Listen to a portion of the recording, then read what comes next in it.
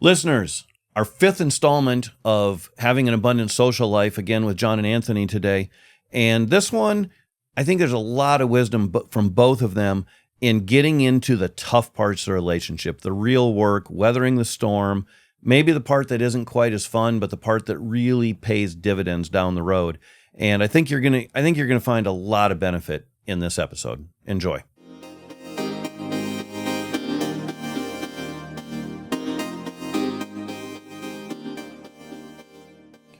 All right, listeners, welcome back to Tales of Abundance. Why settle for less? Fifth part of our series on having an abundant social life, and I'm back here again with Anthony Marino and John Oberg.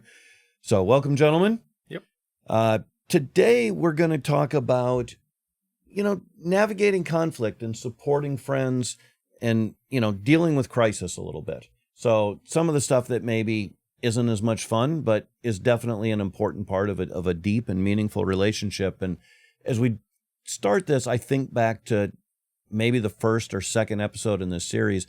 I asked you guys who was the friend you would call if you're really in a pickle, your most high agency friend. Yeah. And I think a lot of times that's the person that we've been through the storm or, you've been through the shit with. And sometimes it's the person that you just know would be there. You know without knowing, but a lot of times it's the people we've been through it. So sometimes that is being that, you were there for them, they were there for you in the rough times, and then navigating, conflict even within yourselves, right? So let's jump into that. And so when you think about your friends, Anthony, like, did you want to be that person? It came naturally to me to always be the hero. Did you break your headset? Oh, no, you just didn't put it on. No. Oh, sorry, that's fine.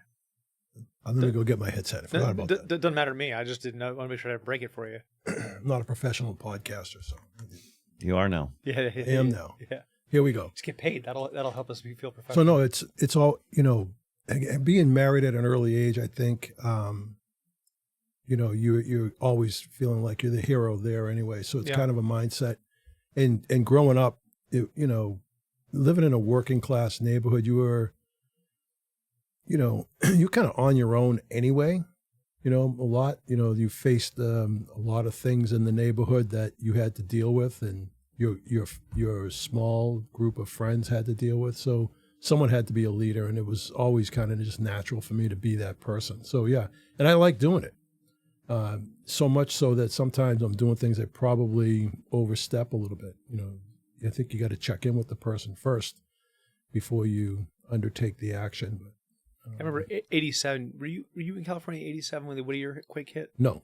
So I was there and it was nasty, but I remember being up on the roofs, like taking chimneys that were broken down brick by brick, and I wanted to be someone there. So like when you asked that question about like who would they call, one of the thoughts that went through my head is like, I want people to call me. Like I want to be that, and I don't know that that's natural that everybody wants that necessarily, but like for my friends or in family, like I want to show up in a crisis.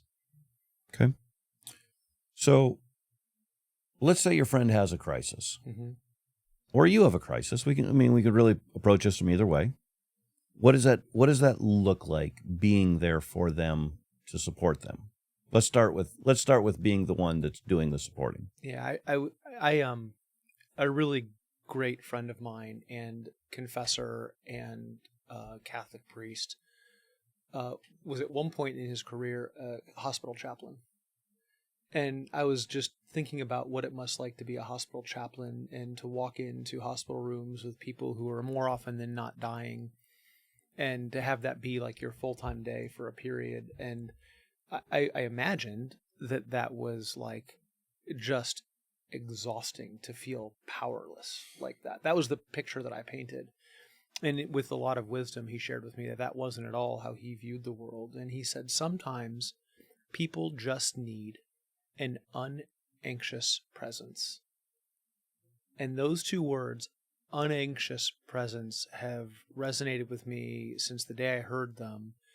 Very different than my bias toward action, my bias toward solving, all the things that I would say come naturally that are the wrong thing to do in the middle of crisis. And I think about it from the times that I've showed up for people well like that. And the times that I remember going through a divorce where I called people and I wanted them to fix it, and the best mentors in those moments were very kind, generous, unanxious, and unwilling to even try to fix it.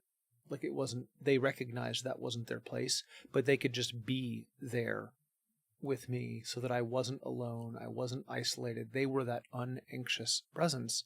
And so I think that for me, I felt like I had really matured from a place of how do I solve this person's problem for them, which I don't find to be appropriate and helpful in many circumstances, to how do I just show up as an unanxious presence. And there are some crises where you do dive in. Someone gets into a car wreck, you show up and make sure that all the things are happening. Or I had a family member, extended family, who had a death in the near family, and he had to, like, there's crisis management kind of to-do list has to happen in the first 48 hours and 2 weeks. So I think you can show up and help people in that way in some cases.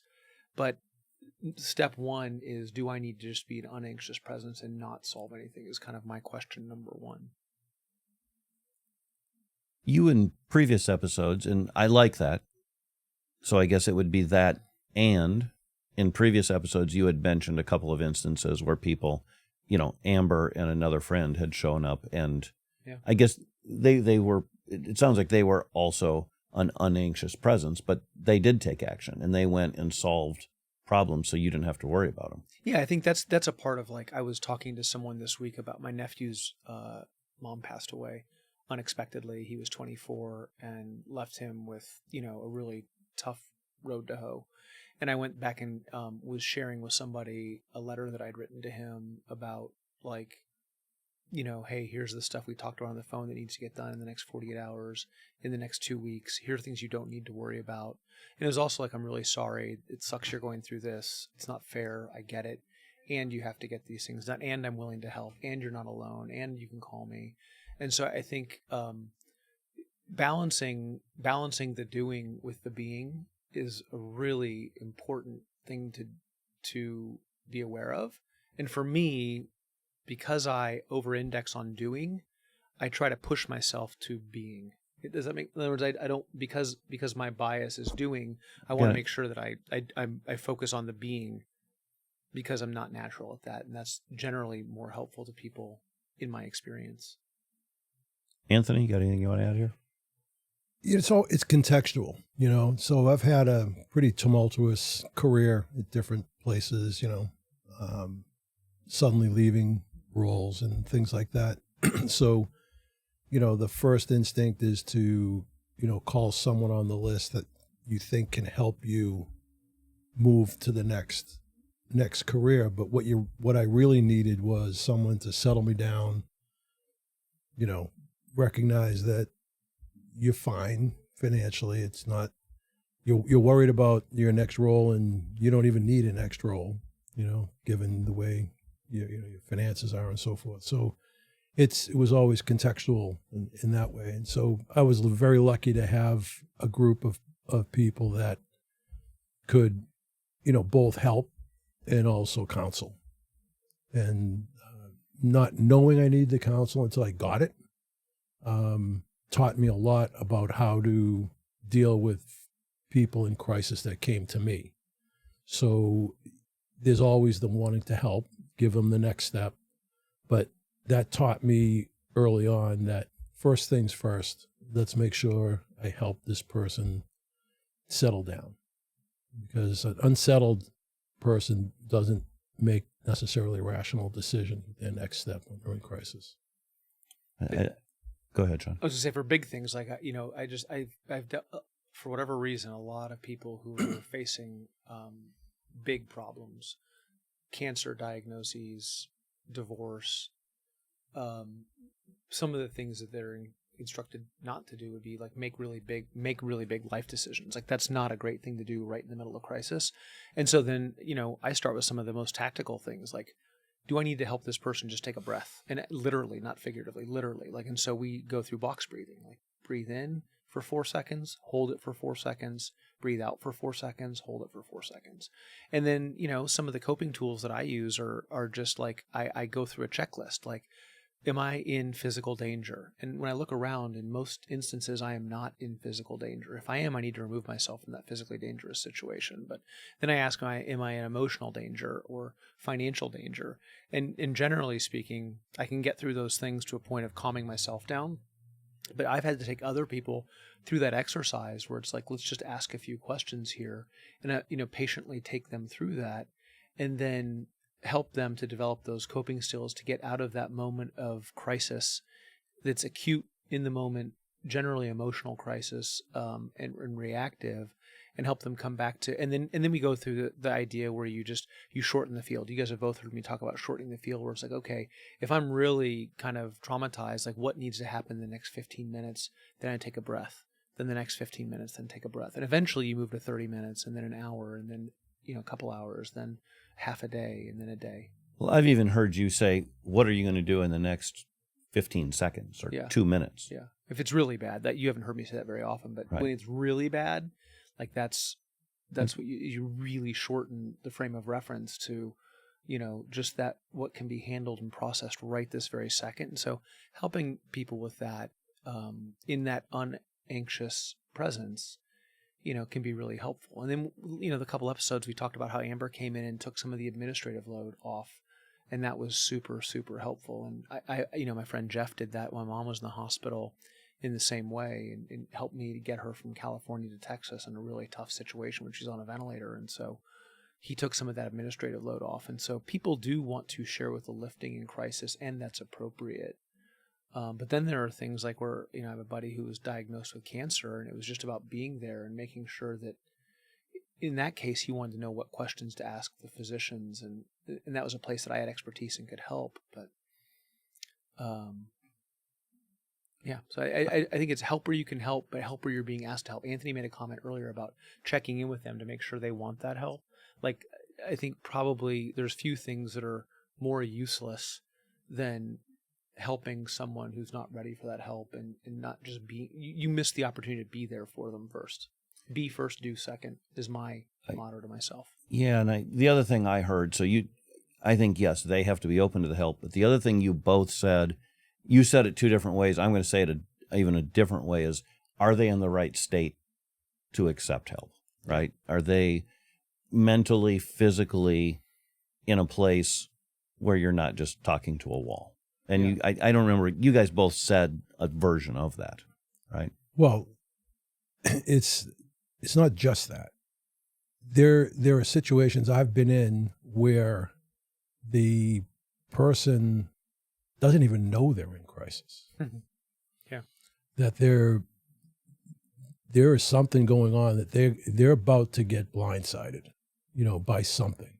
And it can happen with your kids. That probably...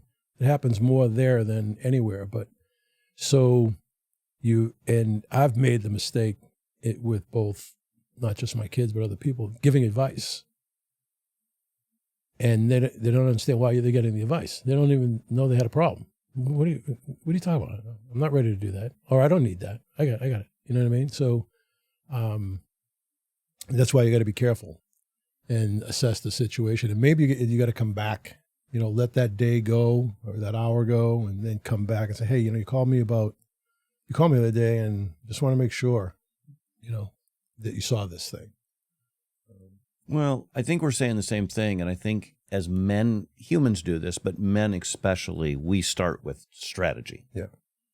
I'm going to fix your problem. Yeah, I wouldn't call that strategy. It's more fixed problem. I don't know. Strategy goes out the window. Yeah, but that's we start with a solution, right? Yeah, that's right. And whether it's strategy or, I like caveman talk, fix problem. Because strategy would be, what's the end goal I'm trying to get to, and how do I get there? We don't start with strategy. We start with pound rock immediately. Right. And a lot of times it's the strategy that fits our personality, our beliefs, our values. So I think a lot of times as humans, and I think even more so men, that's where we start. But I think if they're not open to it, you're just wasting your time and theirs, and probably just making it worse, honestly. Yeah, that's right. But even before that, they have to be in the right mental state. It really is. If they're not mentally in that place, like it's you have to, the body kind of Well, if you're leaves. if you're emotionally flipped and you're kind of operating through your limbic system and you're not in your kind of cerebral cortex, like it's just not. I mean, you're not going to actually solve a problem at all. Like, and then it gets. I mean, psychologists talk about this and talk about this and talk, and then we try to fight it because we're better than that, but it still doesn't work. And I don't know. At the end of the day, there's a time for being and a time for solving, and I think it's great for friends to kind of rally around and help with the crisis, and sometimes that means that if I'm in crisis, I can direct all of that. Sometimes the crisis is so bad that I can't, and somebody else jumps in to kind of direct all that, also appropriate. And back to Anthony's point about being contextual, I think it is contextual. And I would pull kids out and say that, this is about friendship and the child relationship. While it does have many, many similarities, there's a different power dynamic. There's a different set of responsibilities based on how old they are. If they're in, 6 versus 16 versus 26, it's really different. But in all of those cases, understanding what their needs are and making sure that I'm serving their needs instead of my needs, hugely helpful in that moment. Yeah, I want to brag on Anthony for a minute, too, that Anthony, you have an ability. I don't know that I've ever seen anybody be able to pull this off quite the way you do. And I don't know. I think it's just a skill set that you've somehow developed, and it's a little bit of instincts. But I have watched you. Oh, I got to be careful here, because the instances I'm thinking of this happened in a place of confidentiality. And the instances I'm thinking of, I don't want to get specific. But I have watched you get. Okay, no, actually, I've got one. It's me, so I give permission here. Okay. All right. Problem solved. I remember a time. I'm so glad we're not live. Where I remember a time where I was dealing with a problem with an employee, and we were going on with this, and I don't remember, I was justifying, or it was very difficult. I didn't have a person to replace him, and it was going to be unbelievably uncomfortable to get rid of this person, and I wanted to find their replacement because it was far from optimal to get rid of him. And you kind of borderline lost your shit, right? And most people, that's not going to work. But you have an ability, and I've watched you do this before. You were adamant. You were like, no, I defy you. You fire this person tomorrow, and this is what needs to happen. And you were angry and yelling in this angry Boston, like I was going to be put on a mob hit if I didn't do it. But it was effective, and you've got a way of delivering that is. Did you fire him the next day? I did. Okay. And it was the right advice. Yeah. And I don't know, there were other people giving me the advice, but I've seen you do this, and it's effective. I don't know this is duplicatable by anybody else. So kids, don't try this at home. But you have an ability, and I think it's because that I knew you sincerely were trying to help, right? That makes so much difference when you're in a safe environment where it's a high trust, in which I remember the conversation, and there was a number of us there, and it was that is a very deliberately curated high trust environment for people that we've all worked very hard to create the type of environment where if someone's being an asshole to themselves, other people can step in and so. But he's right. You know how to get sharp with people in a way that's helpful, like a scalpel, not like a knife. Well, in the context of this whole conversation, we're talking about conflict or crises for friends and relationships. So there's a big difference between a relationship and the big five. Okay. When it's a relationship, I don't think that works. I don't think that you're talking about romantic relationship. No. I'm talking about just an acquaintance that's in crisis. Your 37th best friend. The third, somewhere in the top 20 or whatever. Yeah. So that doesn't work there. But with we're in the five, or in the group that we're in, John's right. That the advice you're getting is from people who really care.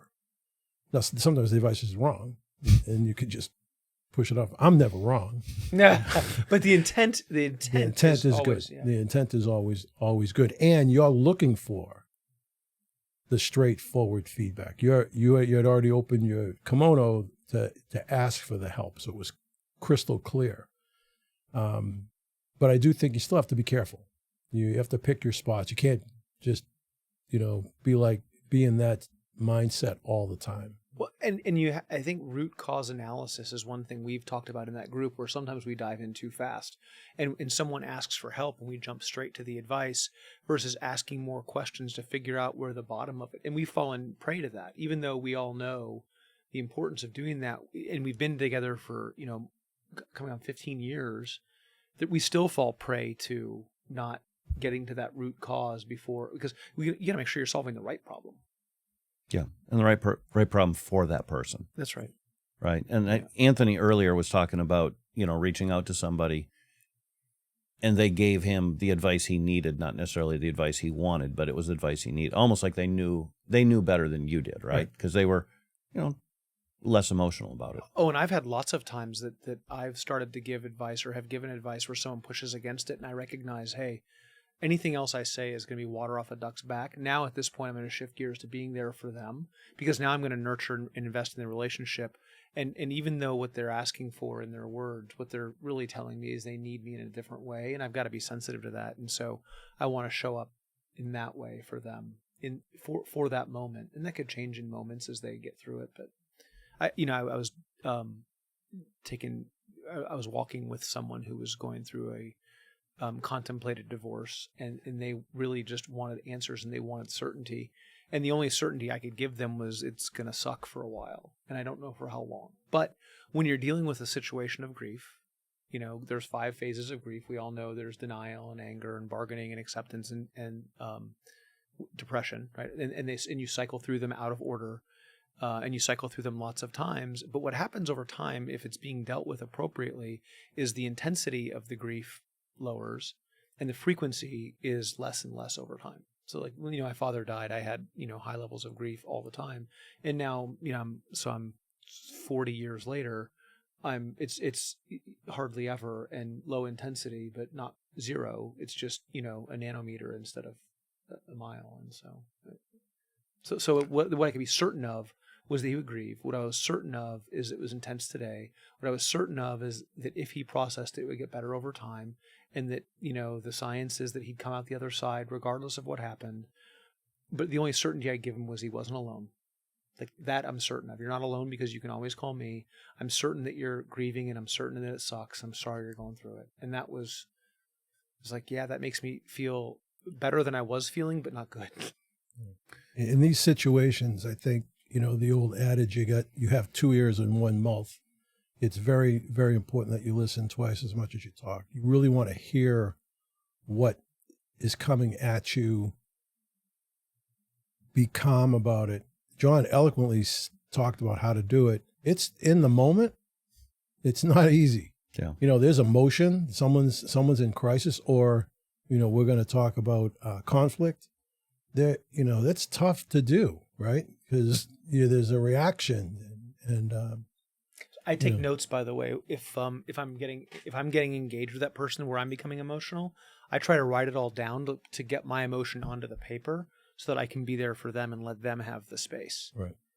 And that really, and then I'll shred the paper or whatever, but it's really just a way of me making sure that I have an outlet for that's not back to them, because it doesn't need to be equal in that moment for me. It's all about them. So I take notes on that when I'm in a highly tense situation as a way of giving an outlet and really creating room and space for the other person.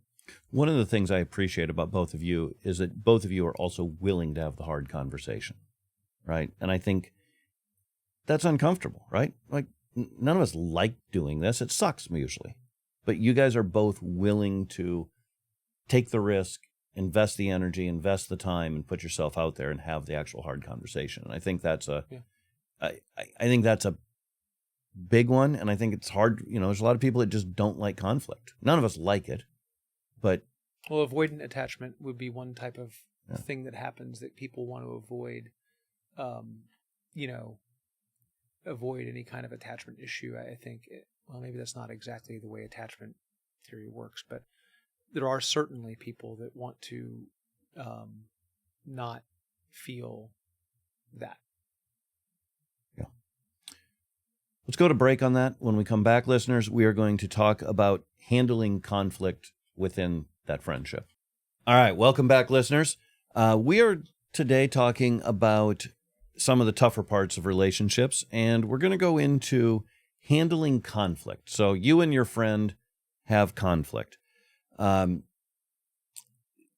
we talked about before the break, a lot of people, they avoid this, right? What's the danger if people avoid conflict in a relationship? It blows up. People walk away. I mean, one of the first indicators of a divorce in a marriage is a lack of conflict in the early part of the relationship. So navigating conflict constructively, not in a way that you like blow up and do it in like an unprocessed, unfiltered way, that's not helpful, not healthy. But navigating conflict in a constructive way leads to, deeper friendships, longer friendships, better friendships. Certainly there can be an incident of significant magnitude that sets off the conflict. But normally it's something that can be traced back to a little thing long ago that was ignored. And then there was the next little thing not as long ago that piled on. And then a third thing just yesterday that makes the conflict now about 3 or 4 things as opposed to the one thing that started it at the very beginning. It's almost like a customer service issue. Customer calls in, they want to get their balance. You can't navigate the IVR. They get aggravated. They get someone on the phone. They yell at them about not being able to get the information. It just kind of festers. So that's a great example. So I'm going to tell you a bank story now because this is a great example. I had some money in an account at a bank, and they kept calling me to offer me financial advising services. And I told them once, I was like, hey, look, I appreciate it. I don't want this. Please put me on the do not call list for sales calls. And a new banker came in a month later, and he called the same sales call. And then 3 months later, I was like, hey, look, here's the deal. You need to make a note in my account. The next time someone calls me for a sales call, I'm coming in, I'm closing all of my accounts. And so sure enough, within 60 days, another sales call, I came in, I was like, hey, I need to close all these accounts. Well, sir, what happened? And I told the manager, like, oh, well, wait. I was like, no. You've had 6 chances. And you have a system that shows you, and they're like, oh, I see it right here. It's like, okay, well, I have no malice. I just can't take those calls anymore. I'm done. Yeah. Okay. So let's talk about healthy conflict. And then there's toxicity, right? What's the difference? If somebody's listening, they've got a friend, there's problems, right? So how do they know the difference if it's just healthy conflict or something toxic that they need to cut out of their life? I think this is tough because it's probably a spectrum. It's not like black and white, like this is healthy and this is toxic. It's more like there's a spectrum of healthy to toxic probably. And so we should probably talk about what constructive conflict looks like and what unconstructive conflict looks like. And so I think constructive conflict looks like, if someone's bringing kind of a processed set of emotions to somebody to clear the air or go through kind of issue clearing, that's healthy. If someone is bringing an unprocessed conflict where they're unloading on someone while they're in the middle of the emotion, the chances of that being successful are much, much lower and generally lead to more conflict and escalated conflict and not very helpful. And so I think handling the conflict in the moment is generally not the very best way to handle it. So if I've got a problem with Anthony, me recognizing it, getting past the emotional part, then getting back to the like, when you did this, I felt this, and owning my part of it forces me to look at myself too and recognize that it may have nothing to do with Anthony. Anthony, you look like you have more to add. No, it's a complex situation because I can't think of a lot of examples where I had a one-on-one conflict with the person that I brought the conflict to that person or they brought it to me. Most of the time it's them bringing or me bringing conflict I have with someone else. And I'm going to one of the top 5 to try to and it's a mutual person that's in our universe. And That's processing. That's processing. And then, by the way, I think as long as you're not trying to triangulate, that's a really healthy thing to do, is to process that. As long as you're not trying to triangulate it back through. Keep talking about Well, that. if you've got a conflict with person A and you're talking to person B, as long as you're not asking person B to solve that conflict for you, unless you want them to mediate, which is appropriate, but like having them solve the conflict without you as a way of doing it, triangulating, not healthy. Yeah, I mean, I don't think I've done it too much that way. It's usually the other way, where the person is trying to get me to see their way of things, and now it's 2 against 1. Oh yeah, it's not good. Yeah. But there's a healthy way for someone to ask for mediation from a neutral third party or like a mediator, like that. That can be an okay thing, but it's not healthy if one person's just trying to litigate and win. Right. Like, so if I bring Randy in to litigate between you and me so that he can be the judge and jury while you and I are the plaintiff and defendant, and we're just going to litigate back and forth, that's not a way that you're going to make a relationship get better. Right. Yeah. But if I come to you and say, hey, Anthony, you probably didn't know this, but when you stepped on my toe, it hurt like shit. Mm-hmm. And he didn't know he stepped on my toe. I'm using a ridiculous example on purpose. I mean, if we have a relationship and he cares about me, he's probably going to be like, oh my God, I didn't know I stepped on your toe. But if I come at him and I'm like, hey, you mother, like you did this, you did that, you did, he's like, I didn't mean to. It's like, that's not. But if I can see him in his best light and give him credit for, you probably didn't mean to do this. You probably didn't know you did this. And you did this and it hurt. Right? Yeah. If his reaction is, hey, sorry, I'm going to really pay attention. And if he's like, well, I don't care, then maybe you didn't have the relationship you thought you had. Yeah. Okay, you said it's hard. Let's try and give listeners some idea to identify the toxic. What would be signs that it might be toxic? Because I think a lot of people don't realize. I think they're in the middle of it. And they've known this person, maybe it's decades, right? And they're in a relationship and it's toxic, and they don't even know it's toxic. What would be some of the signs? What should they look for? For me, if people are processing the emotion kind of blank check, and kind of unhinged, like, especially if it's like coming at me, like that's just not like, I'm in a place where I can hold that space because of my training, and so, but I've had other people, professionals, tell me like, John, while you're able to do that, that's not a reasonable request for most people. No. And so there was a time where I was like, well, I can do it. Why can't somebody else do it? And I had professional peers tell me like, hey, that's just not a reasonable request for most people who aren't, behavioral health specialists. Like, that's just not it's not a thing. So I think the first thing is, in a healthy way, it's making sure that you process it first before you go to the person to share it. And you can do it. You can share the emotion without being emotional. Okay. Let me ask this a different way. Can you give me an example, either one of you, of a time when you identified a relationship as toxic? You don't have to use the names. I don't want to throw anybody under the bus here. Although, might add a little spice if you want to throw the names and throw them under the bus, but you don't have to. And how did you identify that? Like, what made it obvious to you that was a toxic relationship? Well, I can think of an example where an individual was, for over a short period of time, call it a month or two, was continually just in a agitated state over things about me, others. It was never, he was never trying to solve anything. He was just at a continual mode of venting. And I just stopped taking his calls. It was just, this was not a good use of my time. It was bubbling over into the community, rather small community, but a community nonetheless.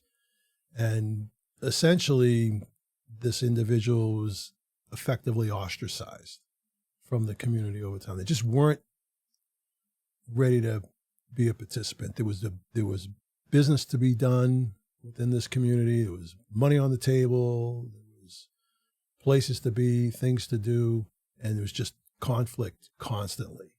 And eventually we just, one by one, he was removed.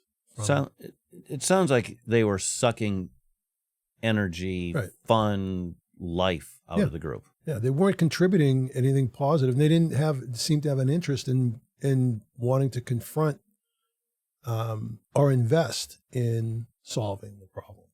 They just I don't know what they wanted. And I think that's really the sign. If they can't really define what they want. So that's how I did that. And that one stands out. And it wasn't that long ago. So that I've got a pretty crystal clear view of that, unfortunately. You've heard the term drama before, right? People create drama. That's actually a term of art from Stephen Karpman, who created Karpman's triangle. It was the drama triangle. And so the drama triangle is where somebody jumps into one of three roles in a relationship, forcing the other person into one of the other two roles. And so the roles are victim, persecutor, and rescuer. And so when I first heard this, I go, I want to be a rescuer. And then I realized being a rescuer is just as dramatic as being a persecutor or a victim. And so if someone jumps into any one of those three roles, the goal is to get out of all three of them. You don't want to be the victim. You don't want to be the persecutor. You don't want to be the rescuer. You just want to not pick up the drama. And so when someone is constantly introducing drama, like there's a time where that happens momentarily, and that may not be toxic. But if someone is continuously adding negativity into a relationship to the point that it poisons it, it's now. Yeah. And to be fair, I think people have different resilience levels for that type of, poison. Right. And so like, I want to give a lot of grace to my friends who are in a moment. Right. And if that moment may last a month or a couple months or a quarter or maybe a year, they have a tough year. But there is a point where, I had a friendship early in my life, 20s. And this person only wanted, they only wanted what was best for them. There was no thought about other people ever. It was people as resources. It just wasn't. And so it came to a point where it just was no longer it was never a healthy relationship, but it became clear to me that it wasn't going to be a relationship to be pursued at all. Let me ask you this. You said people have a different resilience to the poison. Yeah. I would say people have a different resilience to all poisons, right? I mean, it could be alcohol, it could be drugs. People that drink a lot develop a higher tolerance. But is that okay? I mean, it doesn't make it healthy. No, look, if I have a really high tolerance for that kind of pain and I'm enabling somebody, it can be just as unhealthy for them as it can be for me, right? I mean, so I'm not suggesting that that's good. I'm just acknowledging that it's true. Yeah. I guess what I think about when I think of this is, are they givers or takers, or is there some balance? Because I've had some relationships, especially business wise. There's some people that were just takers, right? And you give and they take, and it's not a healthy. But that may not be toxic, Randy. And this is one of the things I would hope listeners really take away from this. Giving people a label is generally name calling, and that all by itself isn't healthy. So when someone's like, that person's manic depressive, or they're bipolar, or they're gaslighting me, like those are clinical terms of art that have two clinicians giving a shorthand of information from one to another so they don't have to read the whole file. Most people don't know what those terms really mean, and so it's just name calling. You can call them an asshole or anything else, and it's the same thing, because most people who use those terms also don't know what those terms mean. And so now you're just name calling.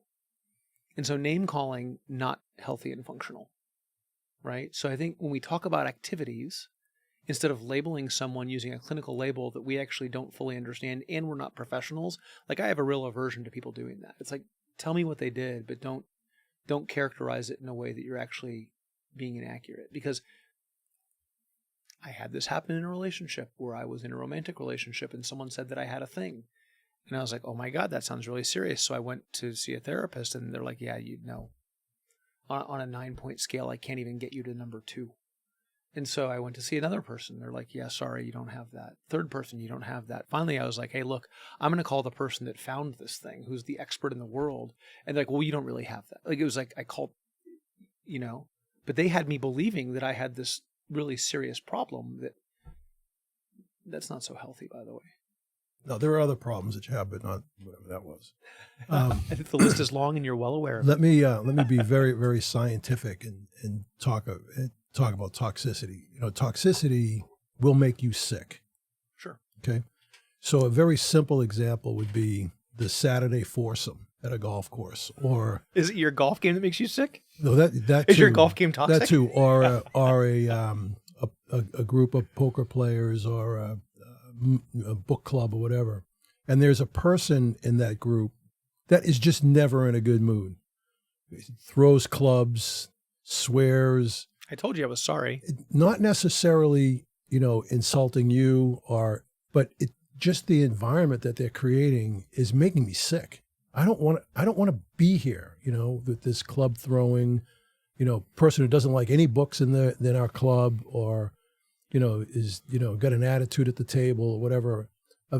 That makes me sick. So I don't want that person that's how I identify. Is this behavior? Are these words I'm being told, is his or her body language such that it's making me uncomfortable, and I don't want to be here, and I don't want to participate, and I don't want to. I've tried and I can't seem to help you, right? So the club throw, really, you're not going on tour, pal. Okay, you got a day job, thank God. Is that how you behave in the office? That kind of stuff. You try all that, but if it just persists, you just have to move on. You can't cure everyone or everything. Yeah. Right. Again, it's the time you're limited. Both. Well, it shows up as the opposite of acceptance, the opposite of vulnerability, the opposite of trustworthiness, the opposite of seeing someone in their best light. Like I think if you take all those skills and just look at the opposites of it, then you start look what dysfunctional relationships look like. And so if I'm trying to control everything Anthony does or you do, or if I'm always negative, or like there's a lot of ways this shows up. If I can never let anyone be better than me at something, like it can show up 100 ways, right? But that conflict, look, we can talk about why to end a relationship. I think that's a long list of things. Navigating through conflict is about, if there's an event, me first processing that event in whatever way I need to do that. And if I'm not sure how to do that, finding someone, if it was me and Anthony that had the event, then I've got to go find someone other than Anthony to process it with, or on my own, or whatever's, healthy, functional, whatever I need to do. Then I can go back and see if he's aware of it. I can choose first, do I need to address it with him? It may be I just forgive him and don't even tell him it was an issue because it was small and not worth addressing. That's probably most conflicts, frankly. Yeah. Right? Like most things I want to just let go and not correct and let people know, because most feelings aren't about Anthony, right? When I have someone that offends me, it's mostly about some childhood event that I had that I haven't felt, and I can get into all the deep-seated realities of the hamburger step from my childhood if you want. That's a real story, by the way. The hamburger step, it's a nasty, nasty story. So it's not even about him. Right. But if there is something I need to tell him about, I can come to him and say, hey, Anthony, when you did this, I felt this, and I wanted to make you aware. And then let him, maybe not even in the moment. He might then have a reaction that he needs to go off and think through. And I thought about the story we talked about a couple times ago, where you were upset with me because you felt like I wasn't leaning into the relationship in the way you needed me to, and I didn't know that. And then there was, we were in a business together, and you had to write a check into the business, and you didn't tell me, and so I didn't know that I had to write a check into the business. And then as soon as I found out, I was like, holy shit, I didn't know. And as soon as I was like, I didn't know, and I'm happy to do that, your behavior, you felt better immediately. That's a good example where I had a conflict and didn't tell him about it.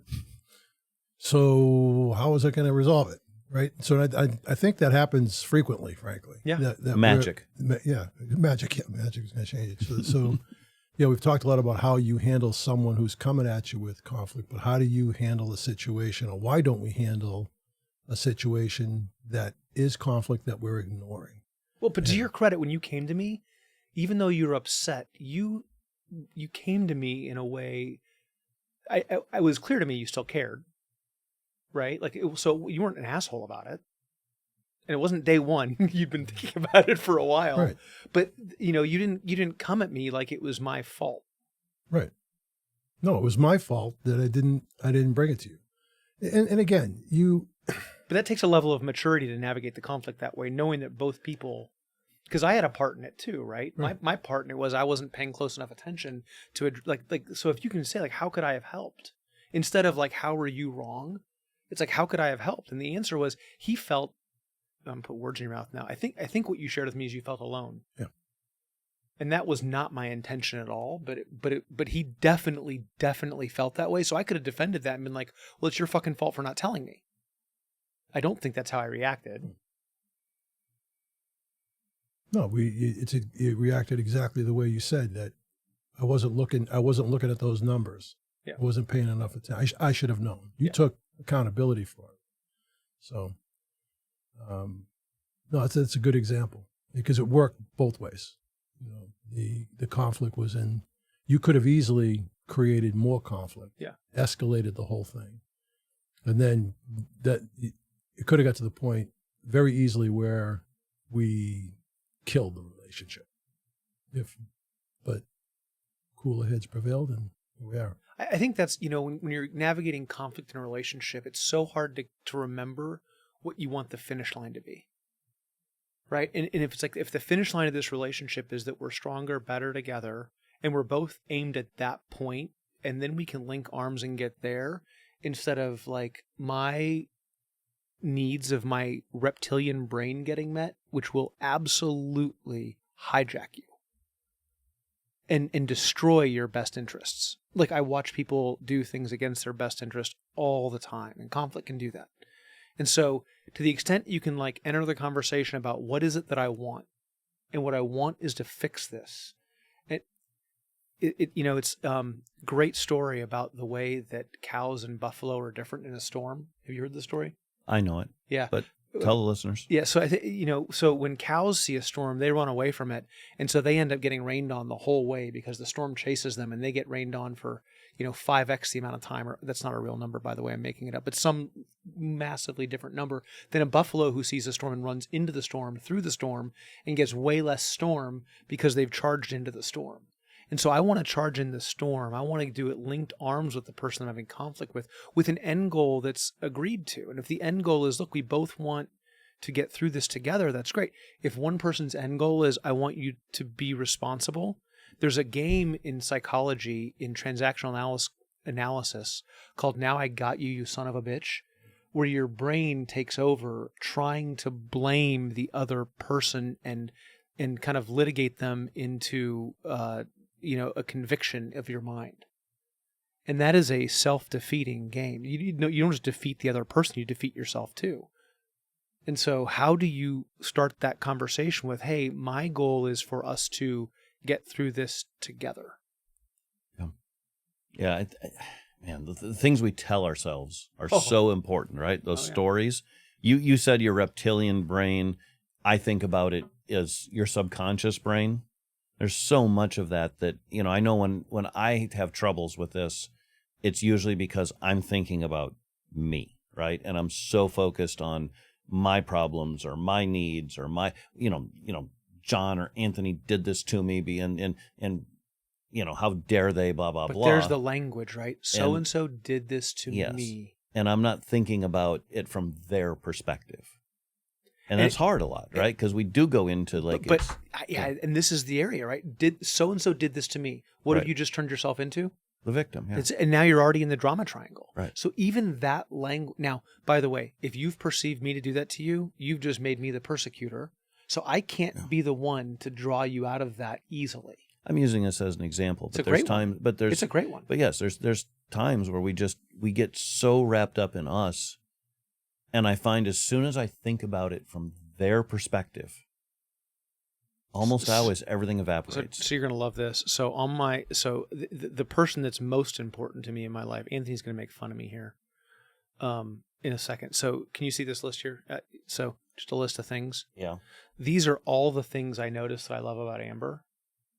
And every time I think of something I love about Amber, I just add it to a note on my phone. I love the way you smile. I love the way that you interrupt anything to dance for a second. I love, and all these things I love about her.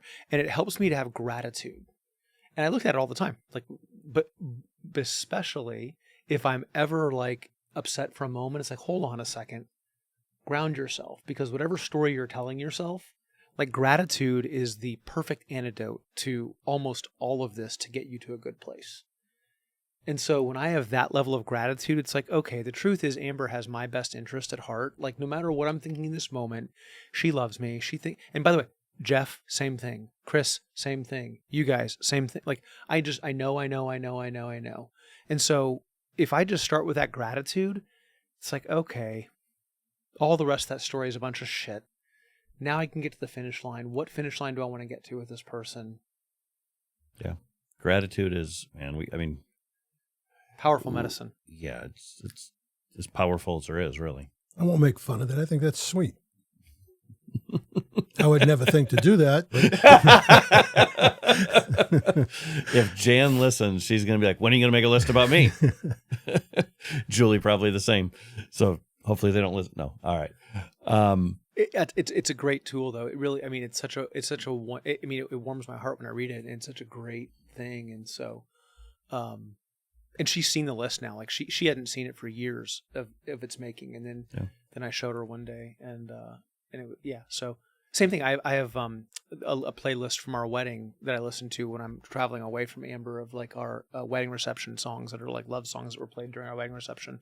And so I'll listen to that playlist while we're gone. I'll let her know that I'm listening to it, and she feels loved because she feels connected in that moment. And so it's another form of gratitude. And so I think, on the last episode, the text message that I sent to my friend Chris that we mentioned about just having gratitude for him.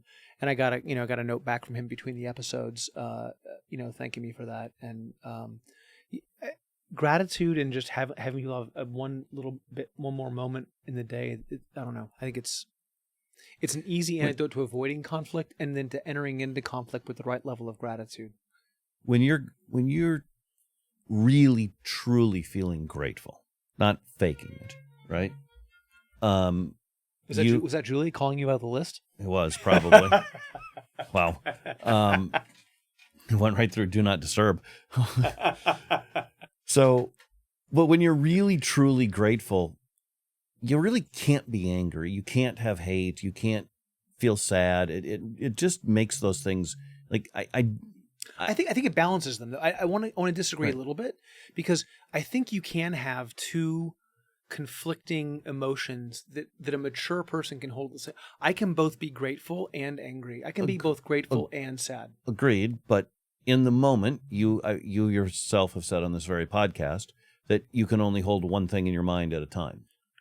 I've said you can process one piece of information. Right. So if that's my point, I'm not saying you can't be grateful and mad or grateful and sad. But if you are focusing on yes, gratitude, that I agree with. Yes. And you are doing a gratitude exercise or writing about it in your journal or whatever you're doing, 100%, and you are truly grateful, you will not be sad, mad, angry, depressed. You won't be in that moment. It doesn't mean you can't then go to the other side. And it'll help you process it too. I do think it'll help you process it. And I think you've used the journal that I've used. I don't think you've used the same journal necessarily, but you've journaled. Mm-hmm. And so I think that journaling can be a really effective way to process through things. And time heals a lot. Like I think, Amber and I sometimes will talk about a regrettable incident occasionally. It doesn't happen very often in our relationship, thankfully. But when we do, it's usually time passing when we do it the best. Not in the moment or the next day, but it's after the emotional energy is gone. And I think for most relationships, friendships in particular, that's true, because most things that I may have wanted to process with a friend, I recognize it's just not that important. Mm. Like the relationship is more important, and I'm not avoiding it. It's just not. Yeah. I want to circle back. You said something, might have even been before the break, about winning, and I just made a note. Julie said something to me that she was listening to some podcast recently, and she was talking about when you're in an argument that if you have to win, that means the other person has to lose. Yeah. And that really, that hit home with me, right? Like, that's a different perspective. Like, how bad do you really want to win, right? There's one thing about our ego and us wanting to win, but is it that important if it means the other person has to lose, right? Well, we go back to what's the goal? Yeah. What's the goal of the conversation? So, put a bow on this, gentlemen. Final thoughts. What do you want? What do you want people to take away from this episode? But this is our 5th, and I think we're going to come back to this. There'll probably be a part 6, 7, 8 that we've talked about. But as for now, this is the last of our 5-part series on having an abundant social life. So put a bow on this episode or the series as a whole. So, I love analogies. So what I would say is, as you're, if you find yourself both in a position where you're dealing with a crisis, so, and perhaps you've been put in the spot of the rescuer, or the inverse where someone's coming at you with conflict, I would say, call timeout, go to the sideline, huddle up, take a breath, get some Gatorade, think about what you want to accomplish, and in what kind of time frame you think you need to accomplish what you want to accomplish, and then go back out. Don't try to, steal the ball, make the shot, call timeout and relax and think through it and assess the gravity, the urgency. Is it a health thing that's got to be dealt with, or is it something else? That'd be my advice. And I wish it was that easy. It's not. You've got to be very thoughtful of it. But if I think back on the mistakes, how I handled conflict, it would be I jumped right in. What you're saying reminds me of that book you gave me, that go to the balcony, look, build the bridge. What? Getting to yes. William Ury. William Ury. URY. We'll put that in the show notes. Yeah. It's getting to yes. Getting to yes. Yeah. So. Yeah, Doctor? I would say that a couple things on this. The first one is I work hard to clean up my own side of the street first, so that I'm always working on my side, what I can control, and cleaning up my side first. So if it's conflict, crisis management, relationship, whatever, I always want to work on my side, make sure my side of the street is clean first.